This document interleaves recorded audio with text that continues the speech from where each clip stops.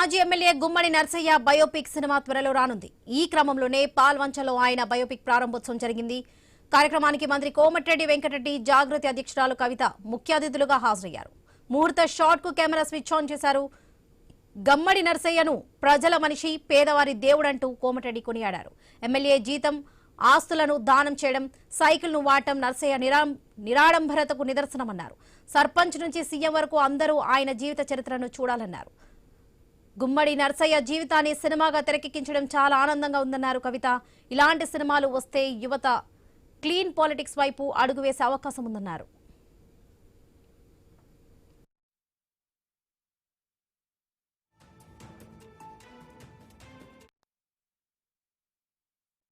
Pravalika arts creations banner ఈ సంవత్సరాన్ని నెలకొల్పడం జరిగింది.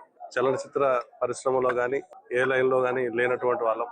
ఫస్ట్ సారి సమాజానికి ఒకటి మంచి చేయాలి అని ఎప్పుడు ఏదో ఆలోచన చేస్తూ ఉంటే, అసలు సమాజానికి మంచి చేయగలిగితే ఏదన్నా ఉంది అంటే అది పొలిటికల్ సిస్టమ్ ని మార్చడం. ఆ సిస్టమ్ ని మార్చాలి అంటే మనం ఒకరో ఇద్దరో చెప్తే అది జరగని పని.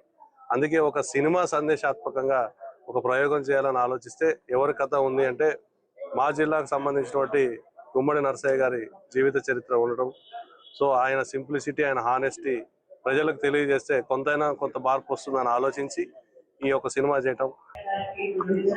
పేదల పాటి దేవుడుగా ఒక కడు పేద కుటుంబంలో పుట్టి ప్రతి ఎన్నికల్లో ఒక గుర్తు, ఆయన ఎప్పుడు కూడా ఒక గుర్తు మీద పోటీ చేయలేదు.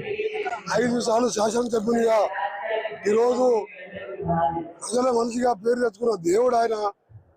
అలాంటి కార్యక్రమానికి నన్ను ఆహ్వానించినప్పుడు సినిమా అడుగురు మినిస్టర్గా, R&B శాఖతో పాటు సినిమా మినిస్టర్గా నేను. కానీ ఇప్పటి వరకు 2 years లో ఏ సినిమా ఫంక్షన్ పోలేదు. ఎమ్మెల్యే జీతం కూడా పేదవారు ఎక్కడ ఇబ్బందులు ఉంటే పేదవారికి సహాయం చేస్తూ నిజంగా ఇలా నా మిత్రుడు కావడం, అసెంబ్లీలో ఎప్పుడు కూడా అనుకున్న గంటసేపు మాట్లాడుకునే వాళ్ళం.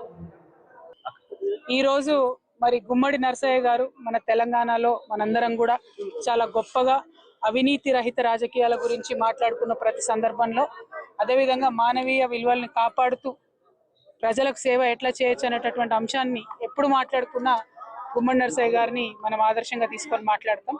అటువంటి వారి చరిత్ర, వారి యొక్క కథ ఇవాళ మన తెలంగాణ సరిహద్దులు దాటి యావత్ భారతదేశంలో కూడా సినిమాగా రూపొందింపబడ్డం అంటే తెలంగాణ బిడ్డలుగా మనందరికి కూడా చాలా గర్వించాల్సినటువంటి విషయం. మరి తెలంగాణ ప్రభుత్వం, కర్ణాటక ప్రభుత్వం రాయితీలు ఇచ్చి ఈ సినిమాను ప్రోత్సహించడం కూడా అభినందించాల్సినటువంటి విషయం. కానీ తమిళనాడు, మలయాళం అట్లానే హిందీలో ఇంకా రాయితీలు ఇవ్వలేదంటున్నారు. ఇప్పటికి కూడా సౌత్ ఇండియన్ ఫిల్మ్స్ మీద, తెలుగు వారి మీద ఉన్నటువంటి చులకన భావాన్ని కూడా ఇది చూపిస్తుంది. కాబట్టి ఈ సినిమా ఇండస్ట్రీలో ఉన్నటువంటి పెద్దలందరూ తమిళ, మలయాళం ఇండస్ట్రీతో, హిందీ ఇండస్ట్రీతో మాట్లాడి, ముఖ్యంగా దిల్ రాజు అన్న గారు ఖచ్చితంగా ఈ సినిమా